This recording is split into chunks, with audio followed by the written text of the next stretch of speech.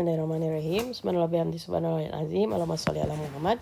Assalamualaikum warahmatullahi wabarakatuh. Pada kesempatan kali ini saya akan menyampaikan materi. Ini harusnya bukan pertemuan 4 ya, mohon maaf. Ini bukan pertemuan keempat ya. Jadi ini pertemuan ke-12 mungkin ya. Oke, pada kesempatan kali ini saya akan menyampaikan materi ini. Materi yang merupakan materi integratif yang menghubungkan dari materi-materi yang selama 6 minggu terakhir dibawakan oleh masing-masing kelompok, dan hari ini kita akan integrasikan melalui materi yang akan disampaikan berikut ini. Mengelola koperasi dan UMKM sebagai organisasi yang berkelanjutan. Nah, koperasi dan UMKM tidak cukup hanya didirikan. Agar mampu bertahan dan berkembang, diperlukan tata kelola yang baik. Diperlukan tata kelola yang baik, kemudian keuangan yang sehat, operasional yang efisien, pemasaran yang efektif, SDM yang kompeten, dan strategi yang adaptif. Dan semua komponen ini tuh sudah disampaikan oleh masing-masing kelompok ya secara berurutan. Dalam konteks Indonesia, tantangan utama bukan karena kurangnya jumlah koperasi dan UMKM, udah banyak ya koperasi dan UMKM di kita, melainkan bagaimana menjadikan keduanya lebih produktif, profesional, dan berdaya saing tanpa kehilangan nilai-nilai kebersamaan yang menjadi fondasinya. Karena di dalam koperasi, kebersamaan itu adalah salah satu nilai yang paling fundamental ya. Karena nggak ada organisasi lain selain koperasi yang di dalamnya itu mencantumkan kebersamaan sebagai nilai yang harus dijaga. Nah, jadi ini dari materi ke-5 sampai ke-11 adalah tujuannya untuk membentuk satu kesatuan sistem manajemen untuk menciptakan organisasi yang sehat, produktif, dan berdaya saing. Ini kita review sebentar sedikit ya mengenai materi yang sudah disampaikan oleh masing-masing kelompok. Karena materinya dibuat secara bebas oleh masing-masing kelompok dan dosen pengampu memperbolehkan, jadi walaupun sudah diberikan kerangka, ada perbedaan ya, jadi nggak sama gitu semuanya materinya, tapi sebagian besar itu mengulas hal-hal ini. Siklus hidup koperasi dulu nih. Dari siklus hidup koperasi, kita diajak untuk memahami perjalanan koperasi dari lahir hingga pembubaran, di mana dalamnya kita membahas mengenai pendirian, tata kelola, pengembangan, penilaian, dan perbaikan, juga mengenai penyatuan dan pembubaran. Penyatuan atau pembubaran disatukan kalau misalkan koperasinya memungkinkan untuk beralih menjadi koperasi primer, koperasi sekunder. Koperasi sekunder itu kan beranggotakan koperasi-koperasi. Untuk ekspansi ya disatukan yang namanya koperasi satu dengan yang lainnya menjadi koperasi sekunder. Bisa juga dengan pada akhirnya koperasi memutuskan untuk membubarkan koperasinya karena dinilai sudah tidak ada nilai manfaat jika dipertahankan. Jadi dalam koperasi itu dari mulai pendirian dan proses selanjutannya, apakah mau diteruskan, mau disatukan dengan koperasi yang lain ataupun dibubarkan, itu sudah ada ketentuan yang mengaturnya. Nah, kemudian berikutnya kita membahas mengenai manajemen keuangan koperasi dan juga manajemen keuangan UMKM. Ini ada 2 ya. Jadi salah satunya sudah dibawakan, tapi secara umum keduanya ini ya memang berkaitan dengan keuangan.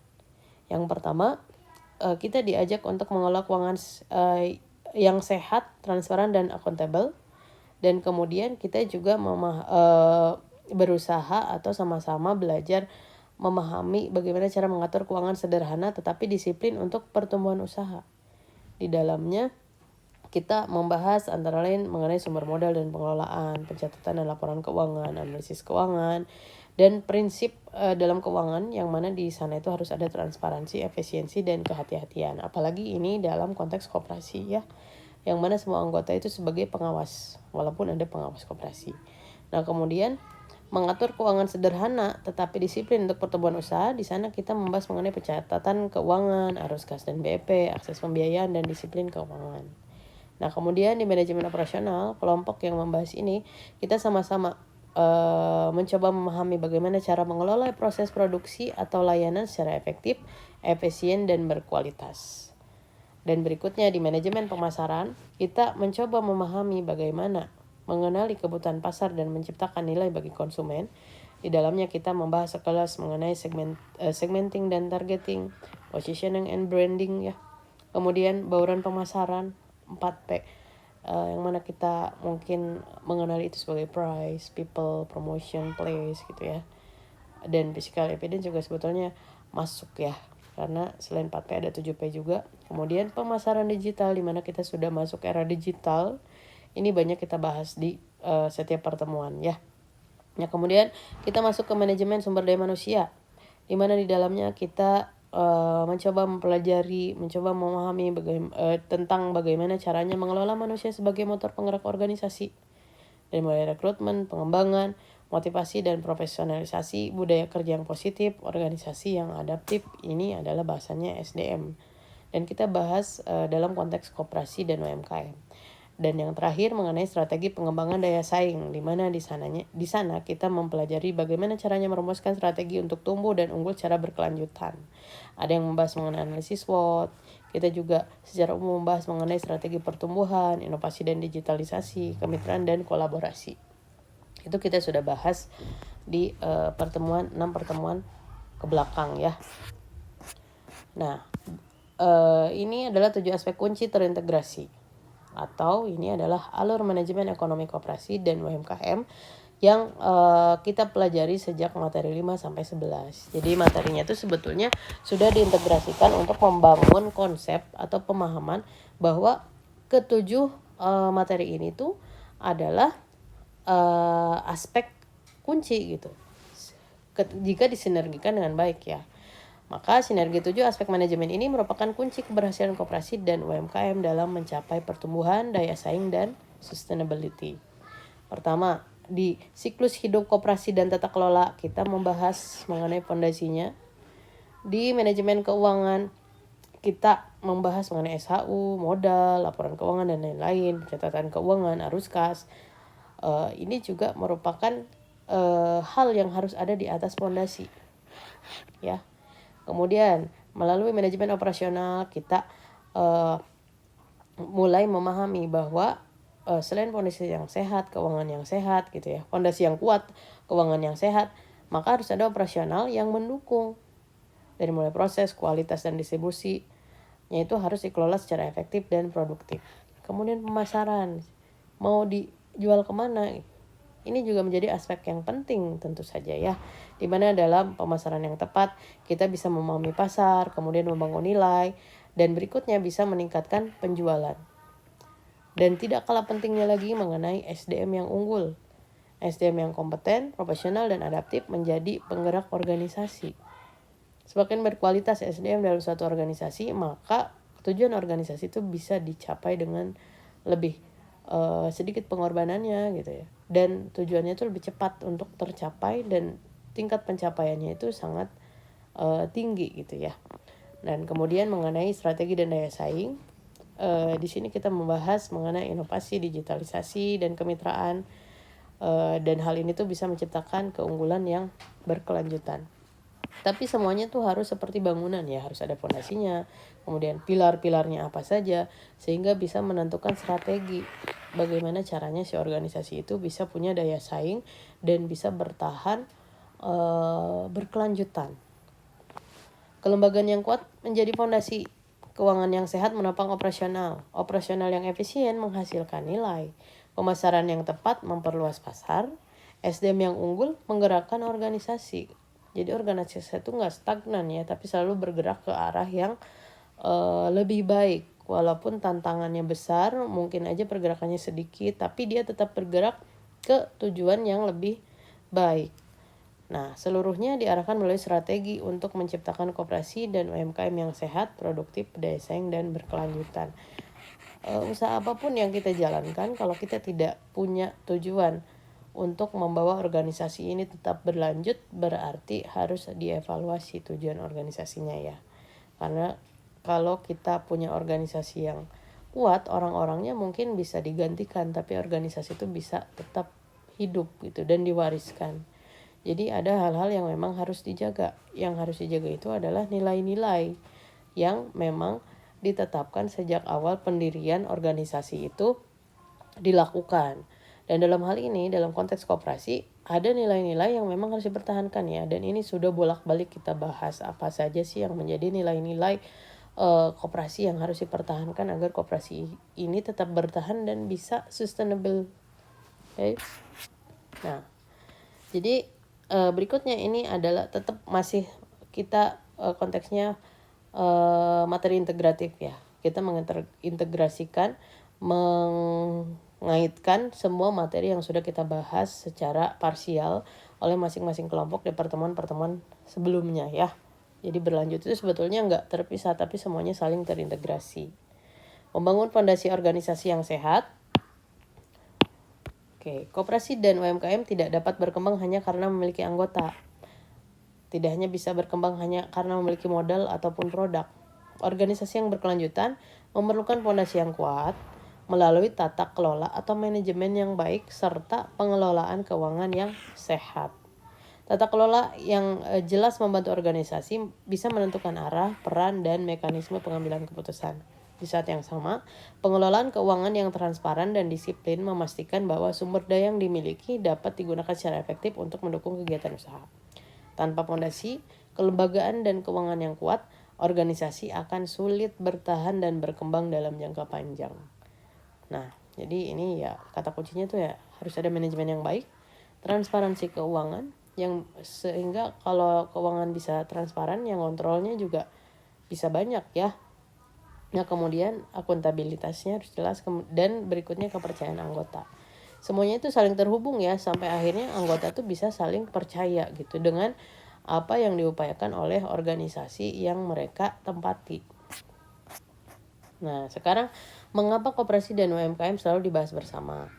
Kemarin masing-masing kelompok itu dalam memberikan materi, dalam menyajikan materi, ada yang fokus ke koperasi, ada yang fokus ke UMKM.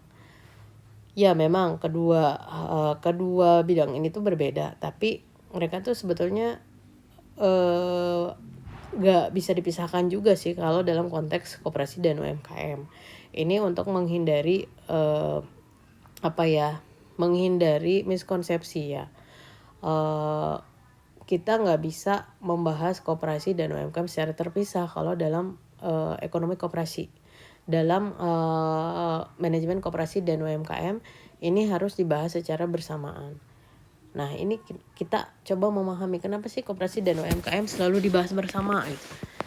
Nah, jadi meskipun koperasi dan UMKM merupakan entitas yang berbeda, keduanya memiliki hubungan yang sangat erat dalam sistem ekonomi rakyat Indonesia. UMKM merupakan pelaku usaha yang menghasilkan barang dan jasa, sedangkan koperasi merupakan organisasi yang dibentuk untuk membantu anggotanya memenuhi kebutuhan ekonomi secara bersama-sama. Dalam praktiknya, sebagian besar anggota koperasi di Indonesia itu adalah pelaku UMKM kalau di kita seperti itu ya. Seperti petani, nelayan, pedagang, pengrajin, dan usaha mikro lainnya. Nah, karena itu, koperasi dan UMKM tidak dapat dipisahkan. Ketika UMKM berkembang, koperasi memiliki basis anggota yang kuat. Sebaliknya, ketika koperasi berjalan dengan baik, UMKM memperoleh dukungan yang dibutuhkan untuk berkembang. Jadi, UMKM dan koperasi itu kalau misalkan bisa dikawinkan tuh bisa menjadi solusi yang sangat efektif sekali untuk membuat UMKM sustain. Seperti kita ketahui UMKM di kita tuh kan hari ini baru muncul, hari ini launching, tapi nggak lama setelah itu udah nggak ada lagi, tempatnya sudah berganti dengan usaha yang baru. Nah karena mungkin ya selain manajemennya kurang baik, fondasi organisasinya juga kurang memadai gitu, kurang bisa mengakomodir kegiatan usahanya. Nah, yang menjadi hubungan dasarnya kenapa UMKM dan koperasi itu bisa saling terkait, UMKM itu adalah pelaku kegiatan ekonomi ya. Ini adalah pelakunya yang menghasilkan produk dan jasa dan juga menciptakan pendapatan, ini adalah si UMKM. Dan koperasi itu adalah wadah kolektifnya. Wadah kolektif berarti wadah organisasi yang mewadahi tidak hanya satu kepentingan, tapi kepentingan banyak pihak dan pihaknya itu nggak bisa dibeda-bedakan ya karena wadah kolektifnya itu untuk anggota yang masing-masing punya kekuatan yang sama gitu dalam hal pengambilan keputusan. Kemudian koperasi juga bisa menghimpun kekuatan anggota dan memberikan layanan ekonomi. Nah, sekarang bagaimana koperasi memperkuat UMKM? Sebagian besar UMKM menghadapi keterbatasan dalam modal, produksi, pemasaran, dan pengelolaan usaha. Koperasi hadir untuk membantu mengatasi berbagai keterbatasan tersebut melalui pendekatan kolektif. Jadi pendekatannya itu kolektif, nggak sendiri-sendiri. Kalau misalkan kita mau mencapai tujuan secara bersama-sama, maka wadah yang paling tepat itu, organisasi yang paling tepat untuk bisa mewadahi itu adalah koperasi. Karena koperasi itu seperti kita sudah pelajari di pertemuan-pertemuan sebelumnya, pemilik koperasi itu nggak hanya satu orang, tapi seluruh anggota di dalamnya itu adalah pemilik koperasi. Nah, sekarang kita bahas dulu mengenai tantangan umum UMKM di Indonesia ya. Modal terbatas, skala usahanya kecil, akses pasarnya terbatas, posisi tawarnya rendah, ya ini bukan rendah, dan kompetensinya terbatas. Nah, sekarang bagaimana koperasi bisa berperan untuk menjadi solusi dari tantangan yang dimiliki oleh UMKM? Ketika UMKM modalnya terbatas, koperasi bisa menyediakan akses pembiayaan dan simpan pinjam. Di koperasi ada simpan pinjam ya. Ada layanan simpan pinjam juga. Dan selain itu, kalau organisasinya bentuknya koperasi yang berbadan hukum gitu ya, itu kalau misalkan meminta bantuan dana dari pihak ketiga, bunga yang dibebankannya juga akan lebih kecil dibandingkan dengan kalau kita punya usaha dengan organisasinya itu bentuk badan hukumnya tuh PT misalkan, CV dan lain-lain. Nah, kemudian ketika menghadapi skala usaha yang kecil, pengadaan dan produksi itu bisa dilakukan bersama ya, oleh anggota koperasi yang lain. Nah, kemudian ketika menghadapi tantangan akses pasar terbatas, di koperasi pemasaran dan promosi itu bisa dilakukan secara kolektif karena masing-masing anggota bisa membantu untuk menjual produk kita ya, dan bisa membantu untuk memasarkan produk kita. Jadi modal solusinya ada gitu, dan untuk pemasaran juga ada gitu di koperasi. Kemudian posisi tawar rendah. Penguatan daya tawar anggota juga bisa dijadikan solusi karena ketika kita ada dalam koperasi yang sama dan kita menjual produk, maka koperasi itu bisa juga bantu untuk membeli produk kita. Itu kenapa sebaiknya kalau kita mau mengambil keuntungan dari koperasi, kita harus paham dulu tentang nilai-nilai yang memang dianut oleh koperasi. Bahwa di koperasi itu nggak ada keuntungan pribadi didahulukan, semuanya didasarkan pada keuntungan atau pemenuhan kebutuhan para anggotanya, sehingga produk apapun yang dijual di dalam koperasi itu adalah awal mulanya adalah produk yang dibutuhkan oleh para anggotanya. Nah, kemudian kompetensinya terbatas. Nah, di koperasi juga karena di dalamnya selalu ada yang namanya pendidikan dan pelatihan, maka koperasi bisa mengakomodir kelemahan atau tantangan yang dimiliki UMKM tersebut. Nah, sehingga dampak yang diharapkan itu ketika UMKM menjadi kuat, produktivitas akan meningkat, daya saingnya akan meningkat, kesejahteraan anggota juga otomatis akan meningkat. Dengan catatan semua anggota paham tentang cara main atau aturan main dan nilai-nilai yang harus dipertahankan dalam koperasi. Nah, UMKM menciptakan aktivitas ekonomi, sedangkan koperasi memperkuat kemampuan UMKM untuk tumbuh, bertahan, bersaing secara berkelanjutan. Nah, seperti perlu kita ingat kembali bahwa koperasi itu bentuknya ada koperasi primer dan koperasi sekunder. Jadi untuk para pelaku UMKM, mereka bisa masuk ke dalam koperasi yang emang anggota-anggotanya itu adalah UMKM, dan kemudian produk yang disediakan oleh koperasi tersebut termasuk dalam pemasaran produk-produk anggota gitu ya. Berarti anggotanya itu para pelaku UMKM kan. Nah, bisa juga kalau lebih besar lagi si anggota koperasi primer ini tuh bergabung juga dengan pembentukan koperasi sekunder yang punya tujuan yang serupa, sehingga pangsa pasar bisa lebih luas, modal bisa lebih luas, keuntungan yang diperoleh itu bisa lebih luas lagi. Nah, sekarang mengelola proses bisnis dan menciptakan nilai. Setelah fondasi organisasi terbentuk, tantangan berikutnya adalah bagaimana menghasilkan nilai bagi anggota dan pelanggan kan. Nilai tersebut diciptakan melalui proses operasional yang efisien. Manajemen operasional masuk, kemampuan memahami kebutuhan pasar, serta pengelolaan sumber daya manusia yang kompeten. Produk atau layanan yang baik tidak akan memberikan manfaat apabila tidak dapat diproduksi secara efektif.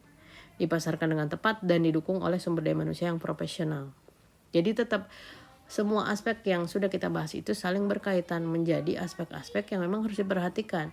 Jadi dalam kegiatan berwirausaha itu tidak cukup, nggak cukup kita hanya punya modal, nggak cukup hanya kita punya ide, nggak cukup hanya kita punya punya strategi yang baik, tapi semuanya itu harus bisa diintegrasikan ya melalui pondasi yang kuat. Organisasinya apa, kemudian tujuan organisasinya apa, potensinya apa, sehingga bisa dirumuskan yang namanya strategi untuk menjalankan organisasi yang terus berkelanjutan. Keberhasilan koperasi dan UMKM sangat ditentukan oleh kemampuan mengintegrasikan semuanya gitu. Mengintegrasikan operasional, pemasaran, SDM dalam satu sistem yang saling mendukung. Jadi integrasikan dalam satu sistem yang semuanya itu saling mendukung. Nah, jadi kata kuncinya efisiensi operasional, pemasaran yang tepat, SDM yang kompeten, dan akhirnya nilai bisa diciptakan. Berikutnya mencapai daya saing dan sustainability. Tujuan akhir dari pengelolaan koperasi dan UMKM bukan hanya menjalankan usaha, tapi menciptakan organisasi yang mampu bertahan, tumbuh, dan bersaing. Daya saing dibangun melalui kemampuan beradaptasi terhadap perubahan, melakukan inovasi, memanfaatkan teknologi, serta menjalin kemitraan yang produktif. Organisasi yang memiliki fondasi kuat dan proses bisnis yang efektif akan lebih siap menghadapi tantangan dan memanfaatkan peluang di masa depan.